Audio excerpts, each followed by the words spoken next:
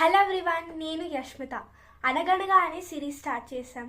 దీంట్లో ఎన్సీఆర్టీ పాఠాలను కథలలో చెప్పుకుందాం. అంతేకాకుండా దీన్ని 10వ తరగతి హిస్టరీలో మొదటి లెసన్ అయిన నేషనలిజం ఇన్ యూరోప్తో మొదలు పెడుతున్నాం. అంతేకాకుండా ఏ స్టేట్స్ అయితే ఎన్సీఆర్టీ సిలబస్ పాటిస్తున్నాయో వాటికి ఇది చాలా హెల్ప్ఫుల్గా ఉంటుంది, ఎస్పెషల్లీ ఆంధ్రప్రదేశ్. అయితే ఇది 2 లాంగ్వేజెస్లో ఉంది, ఇంగ్లీష్ అలాగే తెలుగు. చూసేయండి. మునుపటి కథలో మనం మజిని మరియు అతని కళ ఏమిటో చూసాం కదా. మరి ప్రస్తుత కథలోకి ప్రవేశిద్దామా? ఈ టైంలో రాజులు, చక్రవర్తులు తమ అధికారాన్ని కాన్సాలిడేట్ చేసుకున్నారు. కానీ ఈ freedom dreamers, teachers, students, clerks అలాగే షాప్కీపర్స్ ఆగలేదు. వీరిని లిబరల్ నేషనలిస్ట్స్ అని పిలుస్తారు. అయితే వీరు లిబర్టీ, లా మరియు యూనిటీలో నమ్మకం పెట్టుకున్నారు.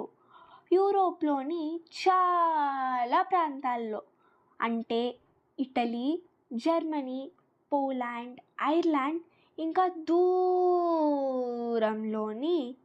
ఒట్టమాన్ ఎంపైర్లో ఆ స్ట్రామ్ ఆఫ్ రెవల్యూషన్స్ మొదలయ్యాయి.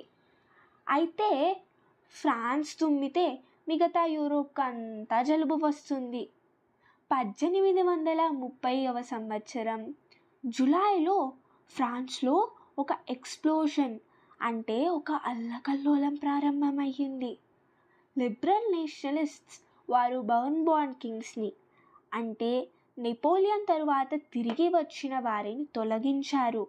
తరువాత లూయిస్ ఫిలిప్ను కాన్స్టిట్యూషన్ ప్రకారం, అంటే రాజ్యాంగం ప్రకారం రాజుగా చేశారు. ఇదంతా చూసిన తరువాత ఆస్ట్రియన్ కాంగ్రెస్ను ఏర్పాటు చేసిన వ్యక్తి అయిన మెటర్నిచ్ ఇలా అన్నారు: ఫ్రాన్స్ తుమ్మితే మిగిలిన యూరోప్కి జలుబు చేస్తుంది.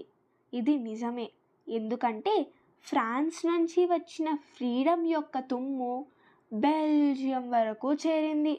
అక్కడ ప్రజలు నెదర్లాండ్ నుండి విడిపోయి స్వాతంత్రం పొందారు. ఈ తుమ్ము బ్రజిల్స్కు చేరింది. దాంతో బెల్జియం ఒక స్వాతంత్ర దేశంగా ఏర్పడింది. ఇప్పుడు ఈ ఫ్రాన్స్ యొక్క తుమ్ము గ్రీస్ని ఏ విధంగా ఎఫెక్ట్ చేసింది అంటే, ఫ్రాన్స్ ఫ్రీడమ్ స్ట్రగుల్ గ్రీస్కి ఏ విధంగా సహాయపడింది అనేది చూద్దాం. చాలా ప్రాచీన కాలం నుంచి గ్రీస్ అనే ఒక అందమైన దేశం ఉండేది. చాలా ప్రాచీన కాలం నుంచి ఈ గ్రీస్ థింకర్స్, పోయట్స్ అలాగే హీరోస్కి గడ్డగా ఉండేది. కానీ 14వ సంవత్సరం నుండి అది ఒట్టమాన్ ఎంపైర్ అంటే ఒక పెద్ద ముస్లిం నగరం, అంటే సామ్రాజ్యం పరిపాలనలోకి వెళ్ళిపోయింది. అయితే 1821వ సంవత్సరంలో గ్రీక్ ప్రజలు స్వాతంత్ర్యం కోసం పోరాటం మొదలుపెట్టారు. యూరోప్లోని డ్రీమర్స్, కవులు ఏన్షియంట్ గ్రీస్ను ఎంతో ప్రేమించేవారు. దీనిని వారు క్రాడిల్ ఆఫ్ యూరోపియన్ సివిలైజేషన్ అని పిలుచుకునేవారు. ఒక ఫేమస్ ఇంగ్లీష్ కవి అయిన లార్డ్ బైరన్ కూడా వీరిలో ఒకరు. అయితే ఈయన గ్రీక్ ఫైటర్స్ కోసం డబ్బును సేకరించారు. గ్రీస్కు వెళ్ళి వారితో కలిసి పోరాడారు. దురదృష్టవశాత్తు ఈయన 1824వ సంవత్సరంలో జ్వరం వచ్చి మరణించారు. చివరికి 1832వ సంవత్సరంలో ట్రీటీ ఆఫ్ కాన్స్టాంటినోపుల్ కుదిరింది. గ్రీస్ ఒక స్వాతంత్ర దేశంగా మారింది. ఈ వీడియో కనుక మీకు నచ్చితే లైక్ చేయండి. ఒకవేళ నచ్చకపోతే డిస్లైక్ చేసి ఎందుకు నచ్చలేదు అనేది కామెంట్ చేయండి. అంతేకాకుండా మీకు ఈ కథ యొక్క PDF కావాలి అంటే డిస్క్రిప్షన్లో అంటే కామెంట్ చేయండి, అప్పుడు మేము మీకు షేర్ చేయగలం. అంతేకాకుండా మీకు ఎవరైనా 10th క్లాస్ విద్యార్థులు తెలిస్తే వారికి ఈ వీడియో షేర్ చేయండి, ఎందుకంటే వారు ఈ వీడియో చూసిన తర్వాత వారి పాఠాలను కథల రూపంలో చాలా రోజులు గుర్తుపెట్టుకోగలరు.